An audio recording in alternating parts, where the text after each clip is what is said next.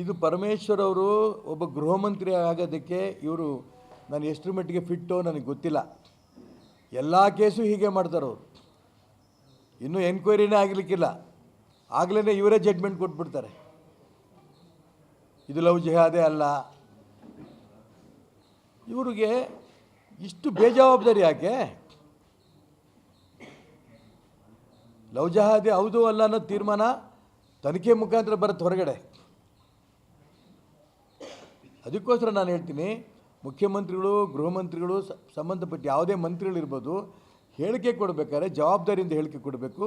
ಮತ್ತು ಕೊಲೆ ಆಗಿರೋಂಥ ಸಮಾಜಗಳಿಗೆ, ಹಿಂದೂ ಧರ್ಮದ ವ್ಯಕ್ತಿಗಳಿಗೆ ಹೌದಪ್ಪ ರಾಜ್ಯ ಸರ್ಕಾರ ಯಾರೋ ಗೂಂಡಾ ಮಾಡೋದ್ರ ಬಗ್ಗೆ ಕಠಿಣ ಕ್ರಮ ತಗೋತಿ ಅನ್ನೋದು ವಿಶ್ವಾಸ ಬರಬೇಕು.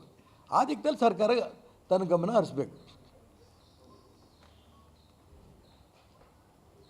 ಈ ಬೃಹತ್ ಮೆರವಣಿಗೆ ನಾವೇನು ಮಾಡೋಕ್ಕೆ ಹೊರಟಿದ್ದೀವಿ, ಇದು ಹಿಂದೂ ಸಮಾಜ ಜಾಗೃತಿ ಆಗಿದೆ. ಈ ಸಮಾಜವನ್ನು ಈ ರೀತಿ ಮುಟ್ತಾ ಇದ್ದರೆ ಹುಷಾರನಂತ ಎಚ್ಚರಿಕೆ ಕೊಡೋಂಥ ಒಂದು ನಾಳೆ ಮೆರವಣಿಗೆ ನಾವು ಮಾಡ್ತಾಯಿದ್ದೇವೆ. ಎಲ್ಲ ಹಿಂದೂ ಸಮಾಜದ ಬಂಧುಗಳು ಈ ಒಂದು ಕಾರ್ಯಕ್ರಮದಲ್ಲಿ ಬನ್ನಿ, ಮೆರವಣಿಗೆಯಲ್ಲಿ ಭಾಗವಹಿಸಿ ಸರ್ಕಾರಕ್ಕೂ ಎಚ್ಚರಿಕೆ ಕೊಡಬೇಕು. ಗೂಂಡಾಗಿರಿ ಮಾಡ್ತಾ ಇರೋರಿಗೂ ಕೂಡ ಹಿಂದೂ ಸಮಾಜ ಜಾಗೃತಿ ಆಗಿದೆ ಅನ್ನೋಂಥ ಭಾವನೆಯೂ ಬರಬೇಕು. ಆ ದಿಕ್ಕಿನಲ್ಲಿ ದೊಡ್ಡ ಮೆರವಣಿಗೆಗಳನ್ನು ನಾವು ಮಾಡ್ತಾಯಿದ್ದೇವೆ.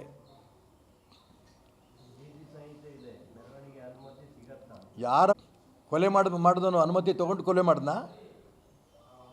ಕೊಲೆ ಮಾಡಿದ್ನಲ್ಲ, ಆ ಹುಬ್ಳಿಗೆ ಕಾಲೇಜ್ ಒಳಗೆ ನುಗ್ಗು ಮಾಡಿದ್ನಲ್ಲ, ಯಾರ ಅನುಮತಿ ತೊಗೊಂಡು ನೀತಿ ಸಂಹಿತೆ ಇದ್ರು ಮಾಡಿದವನು?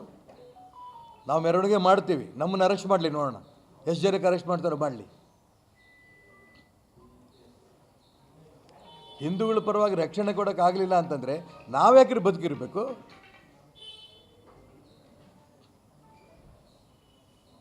ಕಾಂಗ್ರೆಸ್ನವರು ಮುಸಲ್ಮಾನರ ರಕ್ಷಣೆ ನಿಂತಿರ್ಬೇಕಾದ್ರೆ ಇಡೀ ಹಿಂದೂ ಸಮಾಜದ ರಕ್ಷಣೆ ನಮ್ಮ ಕರ್ತವ್ಯ ಇದೆ, ನಾವು ಮಾಡ್ತೇವೆ. ಮಾಡಲಿ, ಎಷ್ಟು ಜನಕ್ಕೆ ಅರೆಸ್ಟ್ ಮಾಡ್ತಾರೋ, ಎಷ್ಟು ಜನ ಜೈಲಿಗೆ ಕಳಿಸ್ತಾರೋ ಕಳಿಸ್ಲಿ ನೋಡೋಣ.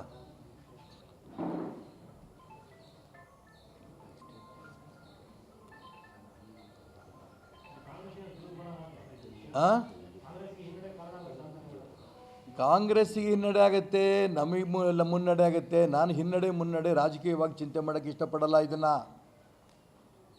ಮನೆ ಮಗಳನ್ನೊಬ್ಬಳು ಕಳ್ಕೊಂಡಿದ್ದಾವೆ ಅಂತ ದುಃಖದಲ್ಲಿದ್ದೇವೆ. ದುಃಖದ ಸಂದರ್ಭದಲ್ಲಿ ರಾಜಕಾರಣ ಮಾಡೋನು ಅಯೋಗ್ಯ. ಆದರೆ ಕಾಂಗ್ರೆಸ್ನವರು ರಾಜಕಾರಣ ಮಾಡ್ತಿದ್ದಾರಲ್ಲ, ಇದು ಲವ್ ಜಿಹಾದೇ ಅಲ್ಲ, ಇದು ವೈಯಕ್ತಿಕ.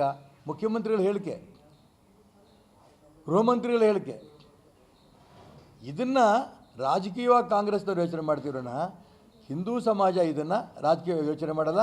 ಹಿಂದೂ ಸಮಾಜದ ರಕ್ಷಣೆ ನಾವಿರೋದು, ಹಿಂದೂ ಸಮಾಜಕ್ಕೆ ಧೈರ್ಯ ತುಂಬೋದಕ್ಕೋಸ್ಕರ ನಾವು ಮಾಡ್ತಿರೋಂಥ ಕೆಲಸ ಇದು. ಇದಕ್ಕೆ ಎಲ್ಲರೂ ಬನ್ನಿ ಅಂತ ಹೇಳ್ಕೊಂಡು ನಾವು ಅವ್ರಿಗೆಲ್ಲರೂ ಪ್ರಾರ್ಥನೆ ಮಾಡ್ತಾಯಿದ್ದೀವಿ. ವಿಜಯಪುರದಲ್ಲಿ ಕಾರ್ ಆಕ್ಸಿಡೆಂಟ್ ಮಾಡಿ ಒಬ್ಬನಿಗೆ ಸಾಯಿಸಿದ್ದಾರೆ.